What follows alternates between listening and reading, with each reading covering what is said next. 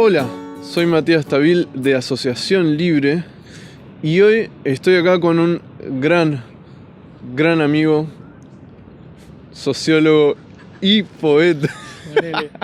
Sí. Aspirante a ambas. Aspirante a ambas, bueno. Y estamos acá en la hermosa playa de la Barceloneta en una puesta de sol que lamentablemente por una cuestión de luz se ve mejor en la realidad que en la cámara. Igual en la cámara me parece se ve bastante copado.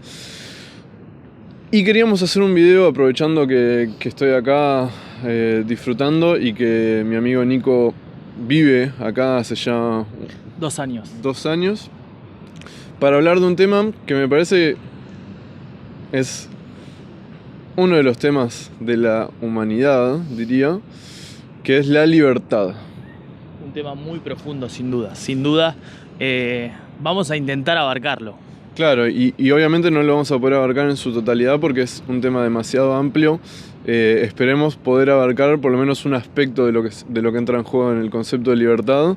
Yo tengo algunas cosas que sé que quiero abarcar, por lo menos desde mi experiencia del psicoanálisis o desde la subjetividad, según como yo lo entiendo.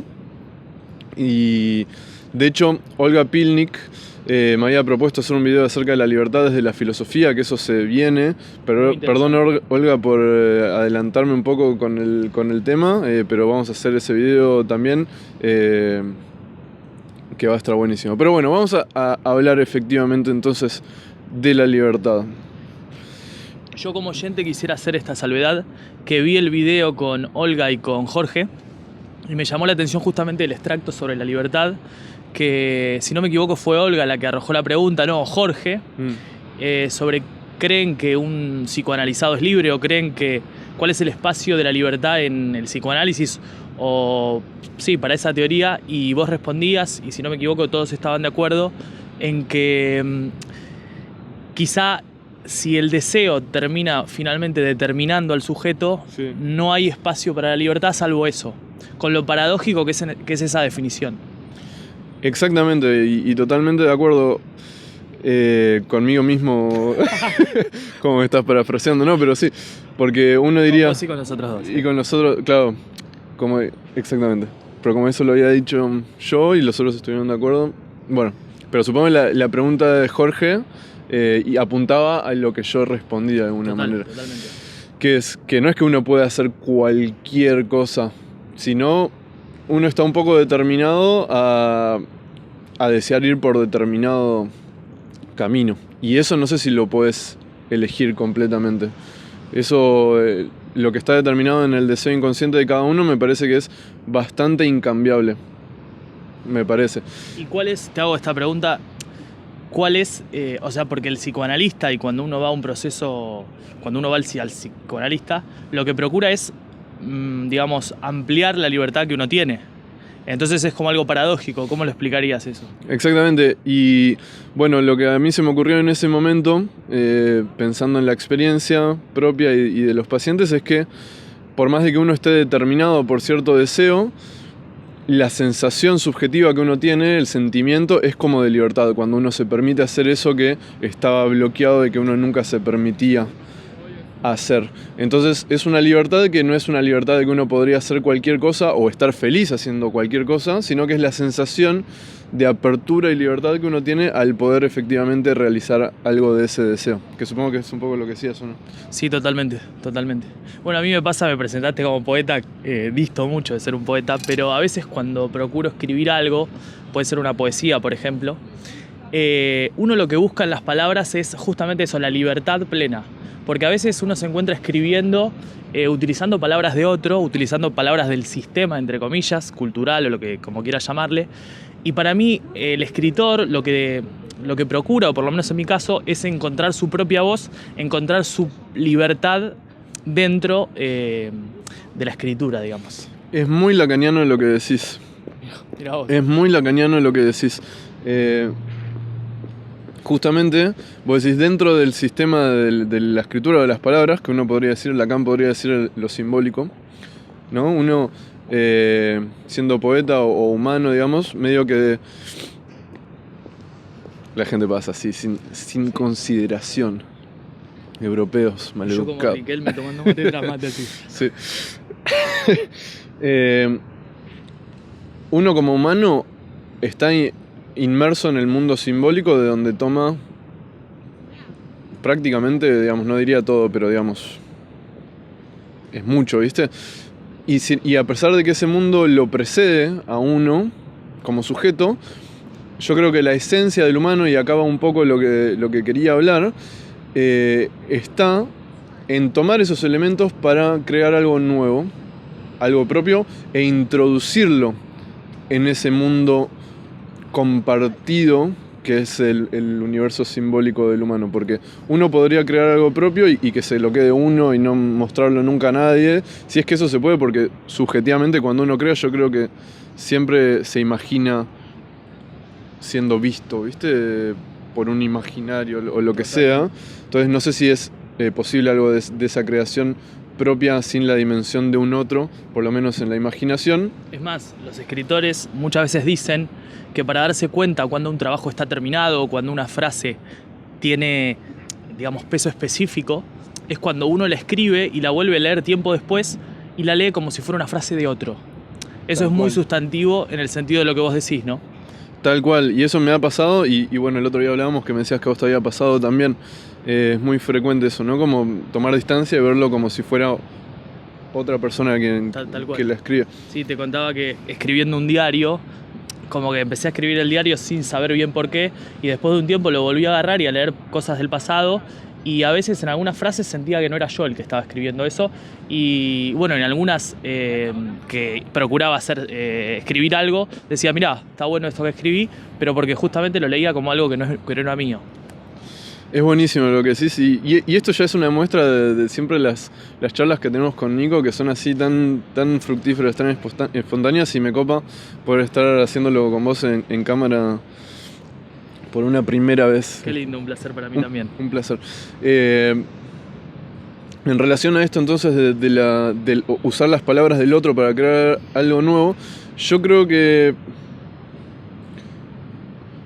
un poco la esencia del humano está en esa capacidad de crear algo propio, algo particular, y mostrarlo a la sociedad, y que la sociedad lo acepte, lo admita, como diría Lacan, admita ese mensaje particular del sujeto y lo convierta en algo de la comunidad. Yo creo que ese es un poco el motor de la cultura. Yo siento que la diferencia entre los humanos y el resto de los animales es efectivamente que los animales de cualquier parte del mundo, la misma raza, siempre se va a comportar igual. No hay diferencias culturales según las razas. Ni tampoco hay evolución no hay cultura en los animales. Siempre son iguales, están determinados por el instinto.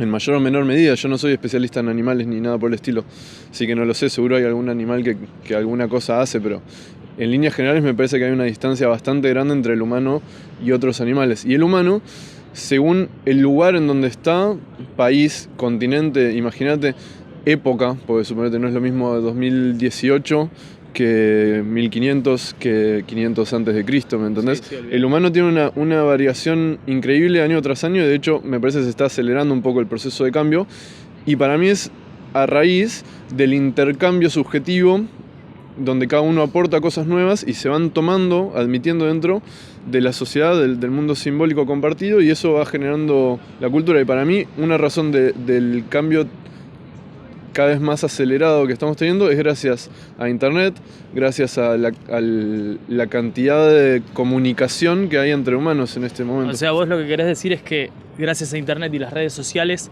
cada vez más gente, o sea, cada vez más individuos de esta especie pueden contribuir en esto que decís a la cultura. Exactamente, a lo mejor antes vos podías modificar tu pueblito, que era muy chiquito, y claro, ese pueblito, capaz lo que vos introdujiste no sale de ese pueblito, claro, ¿viste? Muy difícilmente. Entonces, modificar algo a nivel cultural más grande, universal o continental o a nivel país, era mucho más difícil antes.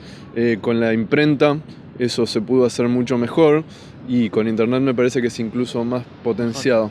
Yo lo que te preguntaba el otro día, hablábamos de esto, y lo que yo planteaba es que quizá el mundo de las redes sociales o la gran democratización que supuestamente está generando internet tenía una gran desventaja que era el tema de la distracción. Y vos me decías, no, el poder democratizador que tiene, digamos, es mucho mayor que este posible argumento de la distracción. Y me ejemplificabas con el feminismo, por ejemplo. No, quería que me explicaras un poco cómo es ese punto. Bueno, esta es una idea, digamos, no es una certeza como que lo tengo sí o sí, pero a mí me parece que, si bien es verdad que hay efectos que pueden ser perjudiciales para la subjetividad y que seguramente los vamos a ver dentro de unos años mirando para atrás, vamos a decir, mirá cómo cambió, no sé, la capacidad de atención por mayor cantidad de tiempo a partir de la llegada de internet, y vemos que capaz es una cagada, pero en líneas generales, la posibilidad que tiene hoy en día una persona de decir algo propio, por ejemplo, imagínate una minoría imagínate un pueblito, este era el ejemplo que te daba vos, ¿no? Carlos Casares, vamos a decir. Carlos Casares, para citar implícitamente a nuestro amigo Agustín Nader, un saludo para vos que se está yendo a vivir para allá. Un saludo, Agustín. Imagínate un pueblito, Carlos Casares, pero mucho más aislado, suponete, y capaz había una persona ahí que pensaba distinto que los de ese pueblo, ¿viste? Como el mainstream de ese pueblo. Pero como estaba solo, casi seguramente, o capaz otra persona pensaba más o menos como ellos, pero eran obviamente relegados, dejados de lado, y probablemente ellos mismos no terminaran de creer en lo que sus instintos, más allá de que psicoanálisis no se usa la palabra instinto, digamos, de lo que su impronta. Su impronta, de lo que le viene de sus entrañas, como no terminan de creer, porque no hay nadie que se lo devuelva como algo reconocido, no hay nadie que lo reconozca, no encontrás un par que piense como vos, entonces sí, capaz está re mal lo que estoy pensando, y te tratás de forzar a pensar como los otros, y digamos, en el mejor de los casos vos creés en lo que vos pensás, pero no trasciende. En cambio, con internet, ese tipo puede entrar en internet y encontrar a todos los personas de los diferentes pueblos y naciones que piensan como él, y entonces esa minoría, digamos, ya es una minoría que involucra a un montón de personas que admiten ese mensaje, que le devuelven un sentido de pertenencia, y permite que se desarrolle este discurso más allá del mainstream de la época. Y lo mismo pasaba cuando cuando la información estaba controlada, monopolizada bastante por la tele, la radio y los medios oficiales, digamos, ¿no? Y como más grandes. Exacto. Hoy internet hace que cualquier persona, como nosotros en este momento, pueda subir un video a YouTube y que otras personas del mundo lo puedan ver y generar una comunidad, y se van generando pequeños nichos. Y hoy en día, si bien obviamente hay mainstream, me parece que hay mucho más lugar para los pequeños nichos de pensamiento que se puedan ir desarrollando en el mundo, y eso da lugar, como vos decís, a una democratización de la información y de los discursos que me parece que es sin precedentes. Me parece que nunca en la historia pasó esto. Y me parece que una de las razones por las cuales el feminismo pudo explotar estos últimos años es porque les permitió un medio de difusión que no sé si hubieran podido tener en un medio oficial. No sé si la tele les hubiera dado aire, ¿entendés? Pero con Instagram, con, no sé, diferentes redes sociales, entonces pudieron... Sí, como explotar esa democratización, ese medio democrático que tenían a su disposición. Exactamente. Después pensaba, cuando me planteaste esto de hablar de la libertad, que es complicado, para mí es insoslayable la parte política por ejemplo, Estados Unidos y Cuba, ¿viste? Iba a decir Estados Unidos y el comunismo, pero eso es otro tema. Otro tema. Es más, creo no poder abarcar este tema, pero para no dejar de plantear el tema político, ¿qué es la libertad en Estados Unidos y qué es la libertad en Cuba, ¿no? Por ejemplo, en Estados Unidos quizá vos sos libre de viajar o sos libre de disponer de tu dinero, pero digamos, ¿qué cosa más esclavizante que tener que trabajar todos los días para poder tener este dinero que te permitiría cierta libertad, ¿no? Quizás estoy siendo reduccionista con esto del dinero, pero bueno, tiro la pelota para que todos debatamos el tema. Y por otro lado, Cuba, que quizá no tenés libertad para irte del país o tenés cercenadas ciertas cuestiones, pero digamos, si vos te enfermás, te atienden en cualquier hospital. De manera gratuita. De manera gratuita, y como los derechos humanos los tenés todos saldados, o sea, tenés tu propia habitación, tenés tu vivienda, etcétera, y comés todos los días. Entonces, como ese contraste entre las libertades que para mí en toda discusión entre amigos siempre se plantea y está bueno ponerlo sobre la mesa. Totalmente, totalmente. Además, como vos marcabas, digamos, yo soy, en cuanto a política, vamos a aclararlo, digamos, yo soy más simpatizante del capitalismo que del comunismo y vos creo que al revés. Sí. Pero vos contabas, y me parece interesante, que Estados Unidos se apropió de la palabra libertad un poco, ¿no? Con la Estatua de la Libertad y, digamos, el capitalismo en sí mismo es en esencia no intervencionista y por lo tanto libre idealmente. Claro, sí. Pero vos decís que es una ilusión de libertad. No sé, o sea, yo creo que es un tema difícil, pero volviendo a lo que me decías, para mí efectivamente se apropió del concepto de libertad y lo bastardeó de alguna manera. Claro. Porque como vos decías y como decíamos, digamos ahora, la libertad es algo tan puro y tan del ser humano, la palabra puro es polémica igual, pero Sí. es tan del ser humano, Yo creo que sí, igual. tan humana, y la han usado con fines o para cubrir determinadas cosas tan inhumanas, que en definitiva ahí creo que está el bastardeo a la palabra, y es una pena porque para mí puede llegar a ser bandera o debería ser bandera de un montón de luchas, digamos, revolucionarias o reivindicativas de derechos humanos y demás. Pero bueno, es un tema polémico. No, está buenísimo y re da para seguir charlándolo.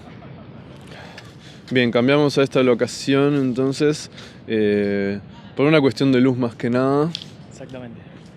Que no me pude traer mi luz acá a Barcelona, así que estamos recurriendo a la luz artificial, que la mía también es artificial en realidad, Claro. pero esta Tiene más voltios. tiene más vueltos.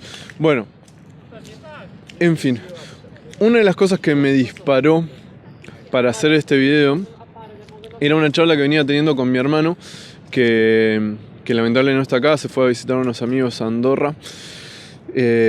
Hombre muy inteligente, de pocas palabras, mi hermano. Un tipo hermético. Hermético, tal cual.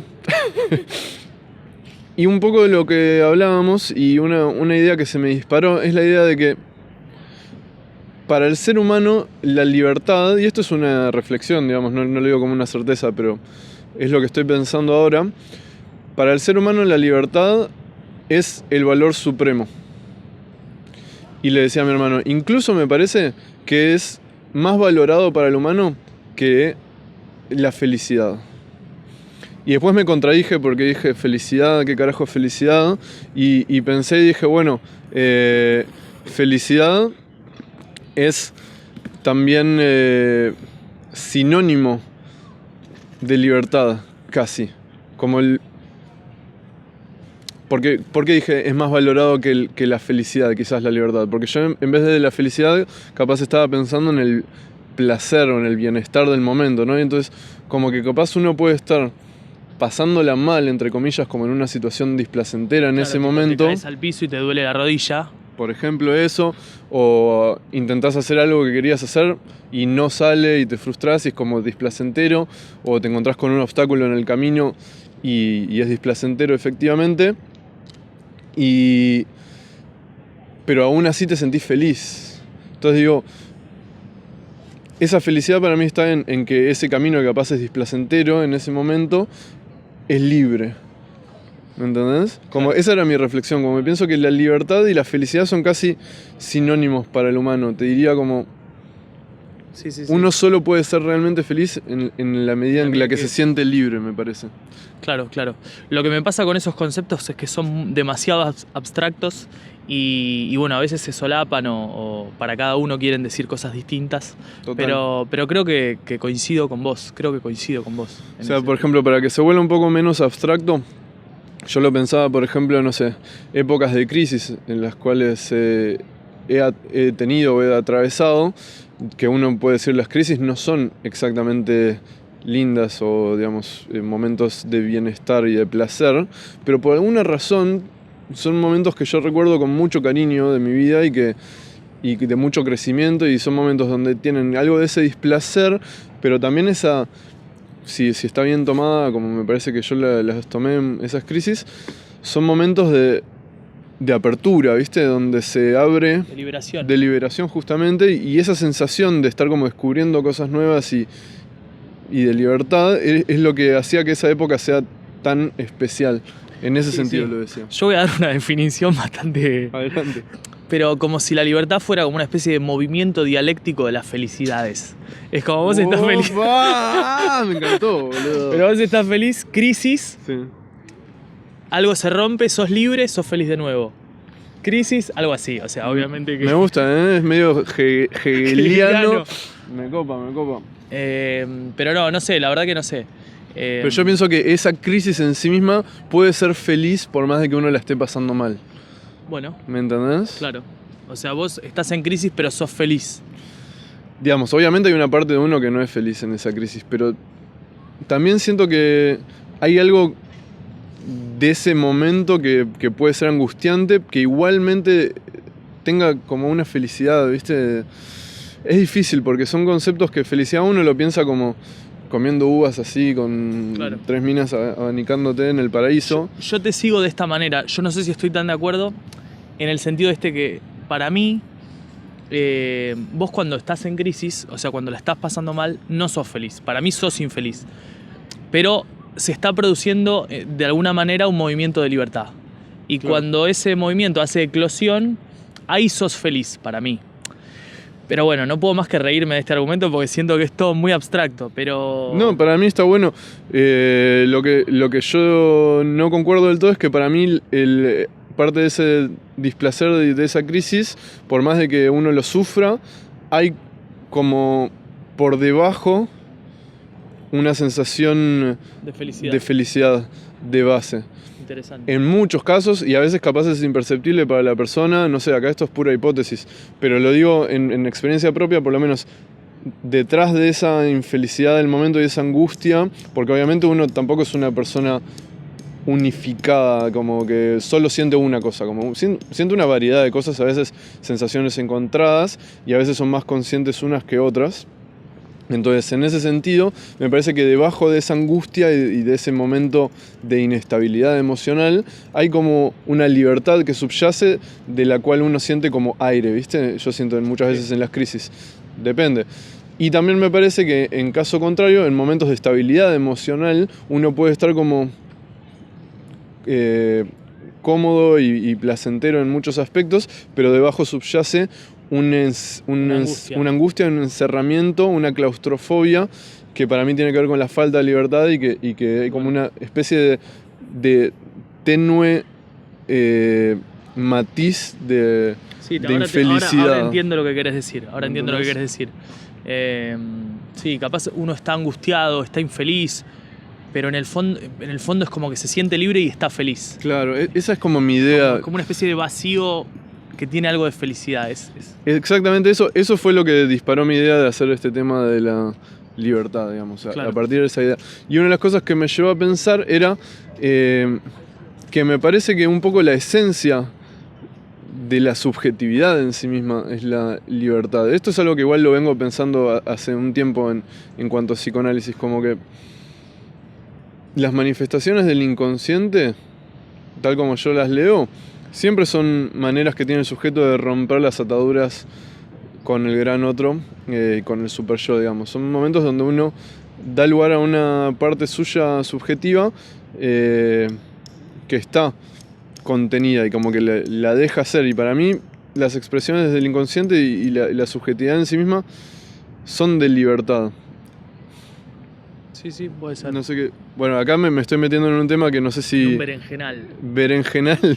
Todos los nutricionistas atentos se metió en un berenjenal. Berenjenal, que es una plantación de berenjenas, me imagino. Sí. Exactamente. Con lo ricas que son. Y yo lo que pensaba es esto, como que siento que. Y esto yo discuto a veces con colegas. Que la esencia del humano es la libertad. Por ejemplo, ¿por qué si, suponete, vos nacés y te crían de cierta forma y no dan lugar a algo de tu subjetividad, eso termina saliendo por otro lado? ¿Me entendés? significa que hay algo innato de esa subjetividad en todos los humanos que busca aparecer y que si se encuentra con más obstáculos o menos, encuentra distintas formas de cómo aparecer.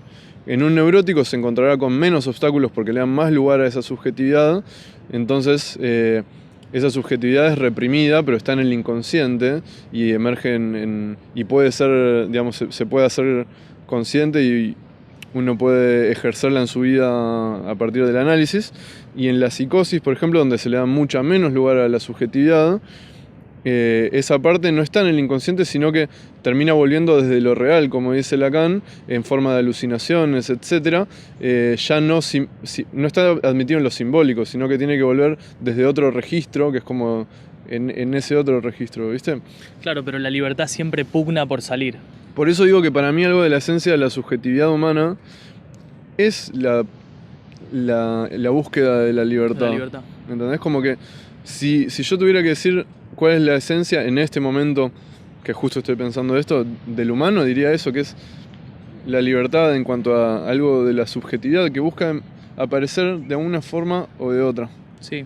Lo que me viene a la cabeza, quizá también desde la sociología, de haber leído un poco a Foucault y demás, que hay lugares, hay conceptos, hay instituciones en la sociedad que son de encierro, ¿entendés? Uh-huh.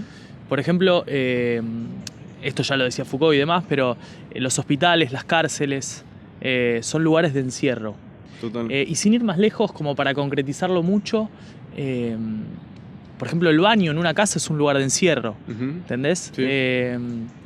Qué sé yo, la locura es un lugar de encierro. Hay como un montón de lugares y instituciones que son de encierro que justamente cercenan la libertad. Y no, la verdad que no tengo nada para decir al respecto, sino plantear el tema como para mirarlo también en el día a día de cada uno. Está re bueno lo que decís. Y con respecto a esto de los lugares de encierro y que mencionaste el baño, no me acuerdo quién me lo decía, creo que fue un paciente o algo así, que me mencionaba algo de que, sí, era un paciente adolescente, que me decía que para él su lugar era el baño. Y que era el único lugar donde efectivamente nadie puede entrar, porque cuando vos estás en el baño, o sea, salvo casos raros, nadie entra, vos estás ahí. De hecho, es un lugar muy íntimo, ¿viste? Total. Donde a veces las personas se permiten cantar, donde se permiten masturbarse. Sí, donde ejercen libremente su sexualidad quizá, o lo más libremente posible. Exactamente. La escatología sucede en el baño. La escatología, o sea, con el lugar que tiene la subjetividad, eso como la mierda, como ese placer anal que está mal, digamos, nadie quiere admitir que la pasa bien defecando, que yo sé que... Sí, yo la paso bien. Me mata porque miro a cámara automáticamente. Entonces, a veces, esto era lo que me hacías pensar con lo que decías, que a veces el encierro, cuando es uno mismo quien lo genera un espacio de libertad. Total. Apartado del otro. Total. Y para mí, que es algo que también me quedé, pero ahora que me das el pie lo digo, para mí la adolescencia, por ejemplo, es una edad de encierro que luego da lugar a libertad. Totalmente. Cuando uno se encierra en su cuarto, cuando es adolescente, suponete, es una búsqueda de decir, bueno, hasta acá llega mis padres, hasta acá llega el otro, y este es mi espacio y lo uso como quiero. Me dicen que ordene, no ordeno. Me pongo los auriculares y me quedo escuchando música y me encierro en mi mundo como una forma de generar la privacidad. Esa privacidad donde... ¿Qué significa la privacidad? El lugar de libertad. Casi te diría... No sé si... O sea, porque obviamente privacidad implica que no acceda al otro, ¿no? Pero me parece bueno, que... intramuros soy libre. Exactamente. O sea, si fuera privacidad para no ser libre, yo no sé si sería privacidad o la misma privacidad, ¿viste? Sí. Bueno, ese concepto para mí se liga mucho con la libertad en el capitalismo y la privacidad en el capitalismo. En los lugares privados solo es libre el que tiene el dinero para ingresar. Incluso, y hay un proceso que se está dando cada vez más en los últimos años, es que cada vez el espacio público, que es el lugar de libertad, está siendo privatizado cada vez más. Por ejemplo, cuando se cercan los parques o cuando la policía no te deja dormir en la calle, por ejemplo, son formas de privatizar el espacio público y quitarle un poco de libertad. Por eso el capitalismo y la libertad también es un tema a debatir y es muy polémico. Tal cual, ese es un buen argumento. Y obviamente ahí entra también en juego el tema de que las libertades de uno después se encuentran con las libertades del otro, ¿viste? Porque como decís, como es libertad para quien lo pueda acceder, para quien puede acceder, pero el que no puede acceder se queda fuera. Entonces está interesante. Sí. Porque además la libertad, no creo que toquemos este tema hoy, pero muchas veces está muy vinculada al tema del poder. Totalmente. O sea, es libre quien puede ser libre, quien no puede ser libre, quien no puede ser libre. Sobre todo en un mundo donde te encontrás con otras personas que pueden ejercer poder sobre vos. Totalmente, el tema del poder es clave, ¿no? Y Foucault, por ejemplo, y Nietzsche lo trabajan mucho. Está bueno leer esos autores. Yo los leí un poco en sociología, pero bueno, estaría bueno profundizar un poco más. Volviendo al punto anterior, y ahora seguimos con este porque me parece interesante, esto del encierro y de la búsqueda de la privacidad. Yo hace poco subí un video sobre autismo con el doctor Jaime Talis, un reconocido neurólogo infantil muy bueno para hablar de la esencia del autismo. Y para hacer ese video yo volví a leer gran parte del primer libro que leí de psicoanálisis antes de entrar en la carrera, incluso, que fue Los otros creen que no estoy. Es un libro sobre autismo y psicosis infantiles de Veleda Secchi, no sé cómo se pronuncia, Mira. Que eres una colaboradora de Jaime Talis justamente. Interesante título.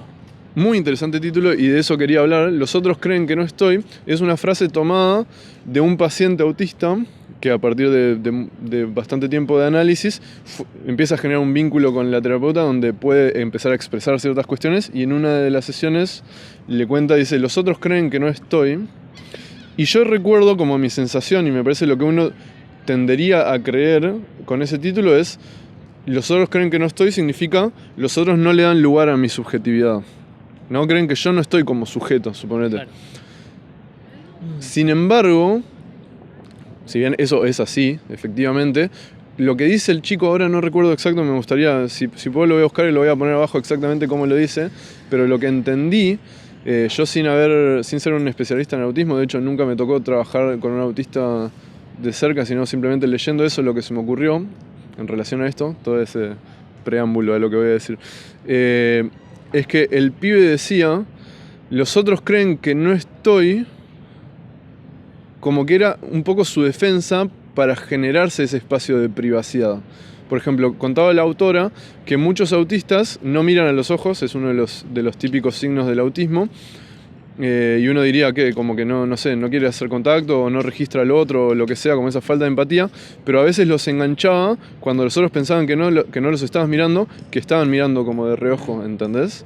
Entonces hay como una especie, y esto es una hipótesis total porque capaz algunos me van a decir nada que ver, no es así como funciona el autismo, pero me pregunto si esa fortaleza vacía que habla Bettelheim, ese aislamiento del autista no es un modo de defensa para generarse dentro de sí un lugar de privacidad alejado del otro. Interesante. ¿Me entendés? Sí. Dice, los otros no creen que yo no estoy, y como creen que yo no estoy, yo puedo estar tranquilo acá sin que el otro me invada. Algo así era lo que yo entendí por ese título, en relación a lo que estamos diciendo, ¿no? Y te hago una pregunta. ¿Y por qué el autista tiene la particularidad de que quiere tener una libertad dentro suyo?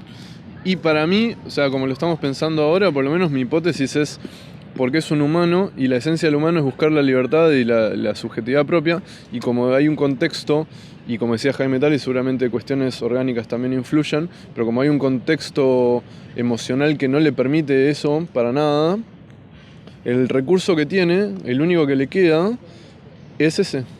Está bien. Sí, está bien. Interesante. O sea, lo que diferencia a un niño autista de otro que no lo es que en el caso del autista, aparte de cualquier cosa que pueda llegar a heredar, el contexto no le favorece su socialización. Claro, exacto. Acá, viste, es un tema espinoso esto, y como digo, yo no soy un especialista como para opinar, pero digo, en relación a lo que estamos hablando ahora y que me parece que puede aportar a lo que estamos diciendo, es como el último recurso que tiene para generar ese espacio de privacidad donde pueda ser libre. Interesante, ¿entendés? muy interesante. Porque evidentemente él registra que no puede hacer que esa particularidad suya sea escuchada por el otro. Entonces el único recurso que tiene es el de aislarla del otro, para que el otro no pueda llegar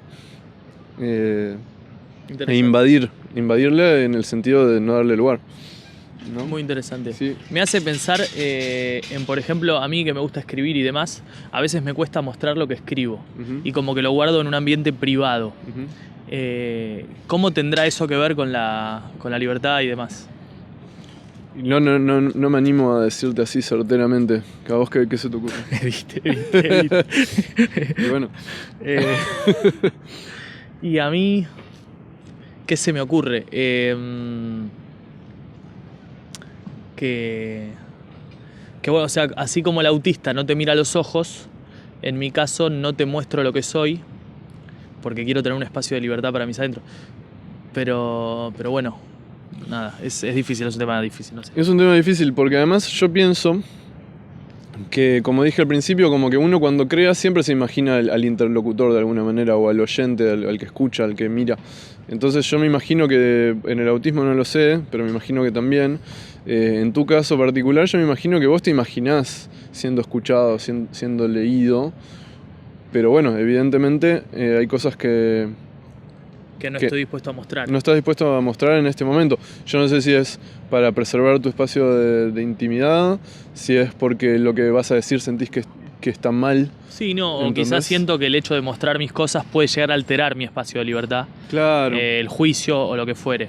Pero cuando yo sepa o trabaje el hecho de que quizás no me afecte tanto como creo que me va a afectar, ahí podré mostrar o podré brindar eso más libremente. Totalmente. Y en general, digamos, las cosas propias en serio son difíciles de mostrar porque siempre están mal. Siempre están mal. Porque si son las propias en serio, son cosas nuevas y son cosas que se escapan de lo que está bien decir y de lo que se espera de uno, ¿viste? Son las cosas privadas que subjetivamente uno lo siente como que está mal. Aparte, yo escuché este concepto que vos elaborás y me parece súper sensato. Porque claro, cuando uno realmente va a mostrar algo que es su propia voz, necesariamente está en oposición a cosas de los otros. O no sé si en oposición, pero es algo distinto. Es distinto. Entonces, en definitiva, no deja de ser como no hay como un... ¿Cómo sería la palabra, no? Hay como un desfasaje. Exactamente, sí. Yo le iba a completar lo que decías. Preparando el texto de Familionaire, de Lacan, Seminario 5, habla mucho de esto y me parece increíble, porque tira mucha data Lacan en esa parte del seminario, en todo el seminario en realidad. Un fenómeno, y dice que el mensaje, que es como lo propio del sujeto que trata de introducir en el otro, en el lugar del código, dice, el gran otro como el lugar del código, tesoro de significantes, que es esto que vos decías, como las palabras disponibles dentro de... Exacto. ¿no? Como dice, el banco central de las palabras. El banco central de las palabras. No. Está mala metáfora. Me gusta. El banco central de las palabras, y dice que el valor del mensaje está en la diferencia que tiene con el código. ¿Qué es esto que vos decís? Como que siempre va a ser algo que está desfasado, algo que es distinto de lo que está en el código. De esa manera es la única forma de que tenga valor. Sí, es la única manera de que sea un mensaje, porque si no es repetir lo mismo que ya está en el código. Es un mensaje en tanto es algo que se sale un poco del código. Totalmente. ¿Entendés?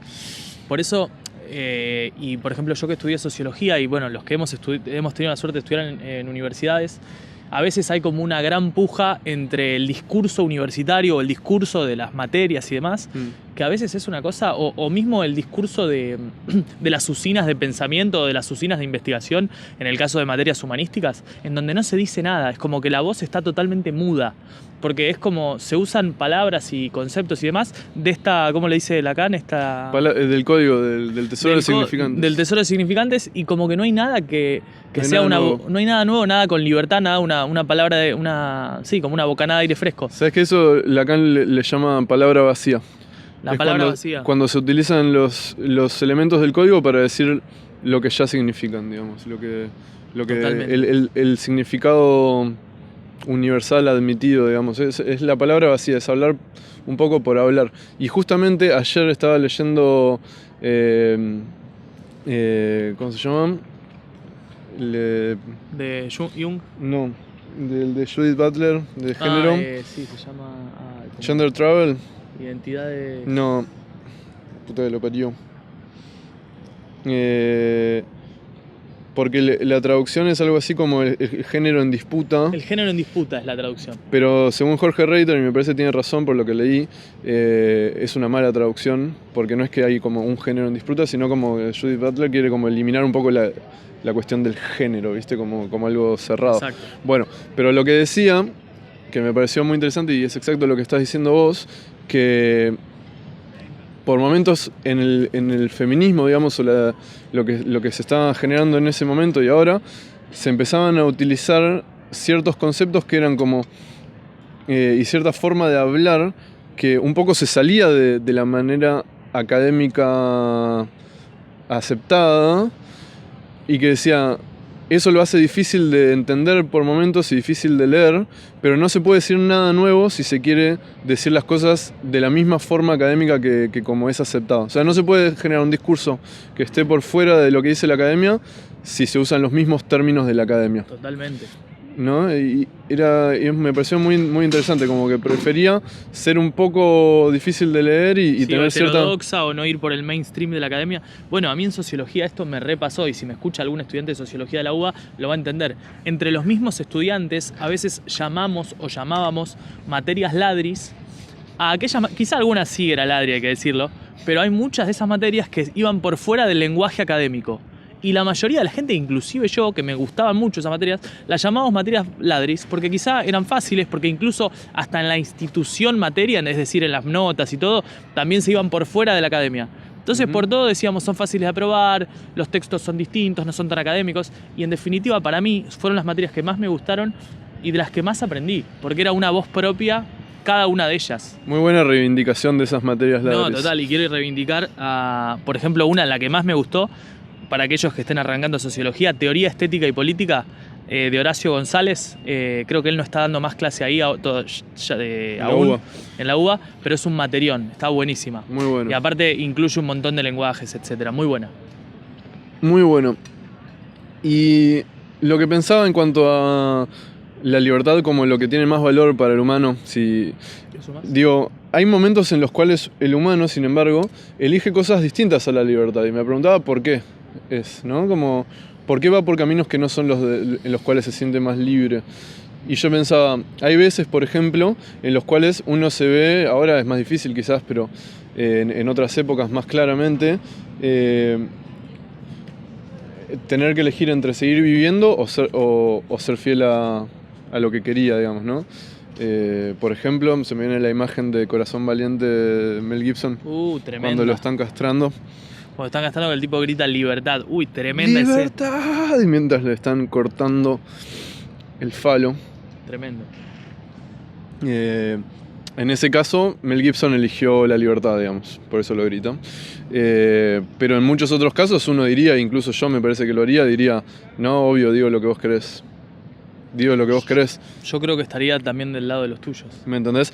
Pero lo que pensaba, y esto no sé si es para todos igual, en mi caso por lo menos es, yo digo lo que vos querés porque pienso que en el futuro voy a tener la oportunidad de ser libre.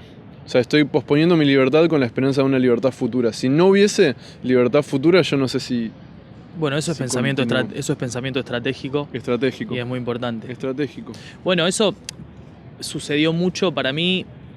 O sea, sin ir más lejos, en las dictaduras o en aquellos regímenes que utilizaron la tortura, que muchas veces, claro, quitándoles las libertades y torturándolos, por ejemplo, decían lo que querían. Decían lo que buscaban que dijeran. Claro. Y eso es una cosa, nada, fue realmente aterrador, terrorífico, y nada, es un momento del humano que nada, difícil. Sí, complicado, pero es tal cual, o sea... Entonces yo pensaba eso, como momentos en los cuales uno puede posponer, suponete, campo de concentración. Haces exactamente lo que te dicen que hay que hacer, pensando que tenés la esperanza de en algún momento salir. Como decís, bueno, la zafo por ahora porque en algún momento se va a generar una oportunidad donde me voy a poder ir de acá y voy a poder ser libre. Yo creo. Si perdés la esperanza de esa libertad, yo creo que directamente te dejas morir. Sí, te convertís en animal y te dejas morir. Yo creo que sí. Algo así. Pero bueno, ese es un tema súper espinoso. El tema de la relación de la libertad con la valentía también, con un montón de temas que el humano en su momento límite, que bueno, es para otro video, ¿no? Es para también pensar mucho. Y otra cosa que pensaba es cómo los neuróticos muchas veces eligen el mandato superyoico, digamos, por sobre la libertad del deseo inconsciente, ¿no? A todos nos pasa, en mayor o menor medida. Y en ese caso yo me preguntaba, me parece que lo que está en juego es como, por un lado, la libertad, pero también el precio de esa libertad, que es el desafiar la moral superyoica, convertirse en malo, digamos, para el superyo que juzga y seguramente para personas reales que a uno lo juzgan, importantes para uno, como pueden ser padres, familiares, pareja, amigos cercanos, etc. Incluso sociedad, porque no nos olvidemos que la sociedad juzga muchas cosas como negativas que capaz son justo la verdad propia de uno y uno se encuentra en esa encrucijada donde lo que para uno es lo verdadero y lo propio es lo que está mal en la sociedad y uno dice, ¿y qué hago? ¿No? Y son esas cosas que se ponen en la balanza donde uno empieza a pensar qué es más importante, ser libre y jugármela por mi deseo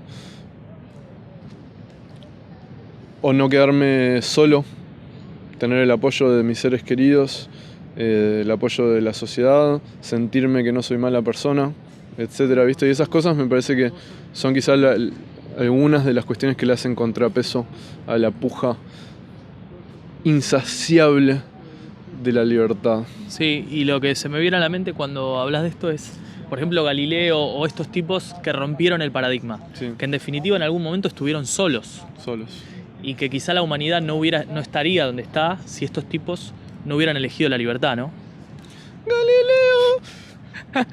Galileo. Lo tenía que hacer. Sí, no, estuvo bien, estuvo bien. Lo tenía que hacer, además hace poco salió la peli de Queen. Quiero citar a otro, porque dije Galileo es medio... este muchacho italiano, cuyo monumento está... ¿Al que lo prendieron fuego? Sí, ¿cómo se llama? ¿Por qué no se llama... viene? Igual esto va a ser editado. Será editado. Me sale Marco algo. Acá. Galileo. Este pibe es el crack. El crack. Giordano Bruno, un crack Giordano Bruno. Que él fue que efectivamente lo prendieron fuego. Sí, a él lo prendieron fuego y Qué está... terrible, boludo. Tremendo. Imagínate, es como... No, es tremendo, la verdad, la historia. En la serie Cosmos, Sí, que está buenísima, hay un capítulo que trata en gran parte sobre él y es espectacular ese capítulo. Espectacular ese capítulo. Fue mi capítulo favorito de la serie. El mío también, sin duda. Y yo tuve la suerte de estar en Roma y en Campo di Fiori, creo que es, o uno de estos plazas de Roma, está la estatua de Giordano Bruno y es una plaza aparte que está llena de, digamos, de bares, es como muy, viste, contracultural, está buenísima. Muy, muy grosso. Y bueno, me parece que ya tocamos varios puntos, obviamente no lo pudimos agotar, pero me parece que algo de lo que queríamos decir se fue desarrollando y da lugar para que ustedes digan lo que piensan y lo dejen acá abajo. Una cosa que quería agregar que me parece interesante es, tal es para mí la esencia del humano de la libertad, que uno naturalmente siempre se identifica con aquel que está buscando la libertad. Me parece que en una película casi, o en un libro, digamos, o en un relato, digamos, casi intuitivamente uno siempre se identifica con aquel que está en la búsqueda de la libertad. Incluso si es malo, ¿viste? Como, no sé, como que te diga un mafioso.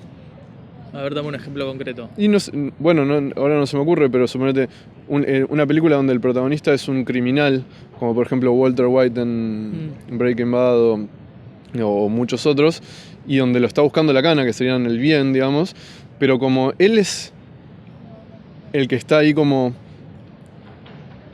siendo vigilado y los otros lo quieren atrapar, pero él es el que está tratando de zafarse, uno se identifica siempre con aquel que está buscando zafar de las garras del gran otro. Pues yo creo que es algo constitutivo de todos y cuando juega un equipo de fútbol contra otro y uno está en ventaja, uno casi siempre hincha por salvo que tenga afinidad por uno, digamos. Si son los dos iguales, yo creo que uno tiende a a identificarse con el pequeño, digamos. Con el oprimido. Con el oprimido, exactamente. Por eso me parece que son tan importantes las figuras rebeldes y revolucionarias, ¿viste? Uno siempre, como Se tienen... identifica con eso. Sí, tiene como un poder... Y para mí hay un libro de Norberto Bobbio, si no me equivoco, que se llama, un libro viejo, se llama Izquierda y Derecha, que procura dar como una definición de estas dos ideologías que ya están como medio vetustas o ya no se usan tanto, pero me parece que lo que acabas de hacer es dar una definición de lo que es la izquierda, para mí, con todo respeto capaz, pero es identificarse con los oprimidos, en definitiva, con aquellos que pugnan por la libertad y no la tienen. Exactamente, de alguna manera sí. Esto no quiere decir que todas las izquierdas que estén hoy realmente en el poder o constituyendo un partido político o un movimiento social o lo que sea, digamos, tengan que ver con esto, pero en definitiva para mí la definición de izquierda, como surgió y demás, es esto, es la identificación con el oprimido. Y tal cual, o sea, sí, o sea, me parece que igual todas las ideologías nunca se identifican. Como que vos decís que en definitiva todos los discursos son medio parecidos. No sé si son medio parecidos, son re distintos, pero nadie te va a decir, sí, yo quiero oprimir. O capaz sí igual, ojo que hay veces que capaz sí, pero está bueno, sí, me parece que en general la izquierda está más relacionada a la... Yo estaba pensando en el libre mercado en relación a la derecha, ¿viste? En ese sentido, como decía, eso también como que se justifica desde la libertad. Bueno, en definitiva, claro, o sea, la izquierda desea oprimir el mercado. Claro, exacto. Y la derecha lo libera. Sí. Pero en cuanto al... Bueno, ese es... En cuanto a culturalmente... Cultural y humanamente creo que... la izquierda es más la izquierda, libre. sí, que la derecha.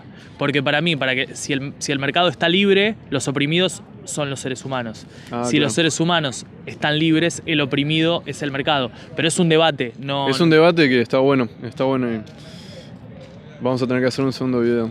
Ahora cuando vengas en abril. Sí, lo vamos a hacer. Bien. Nos nutrimos y lo hacemos. Así que bueno, ¿querés agregar algo más, Nico? No, bueno, un placer estar acá en Asociación Libre con Mati, que aparte lo sigo de siempre, desde que arrancó el proyecto.